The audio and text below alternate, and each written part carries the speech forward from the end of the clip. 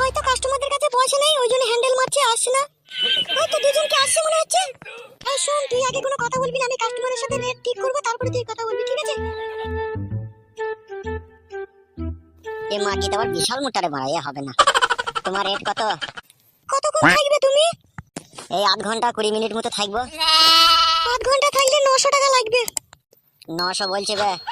ওই সামনে যে মেয়েটা দাঁড়িয়ে আছে ওই মেয়েটাকে শুধু না, ও তো দেখতে ভালো। গুড মারানির হয়, আগের মেয়েটা ভালো, পয়সার বেলায় তো কালো রে শালা। পয়সা আছে আমাদের কাছে। কি হলো, করবে না নাকি? চুপ করো না তুমি, আমি কথা বলছি তো। এর কম নেবে নাকি শুধু বে? বলছি পয়সার ডিমান্ডটা একটু কম করলে হতো না? ভালো জিনিস নিলে ভালো দাম দিতে হয়, জানো না নাকি? এই ছোড়া, এই তোরা এখান থেকে যা, তোরা মাটি করতে পারবি না, ফালতু এসে দাম দর করিস না, যা এখান থেকে, বের কাট।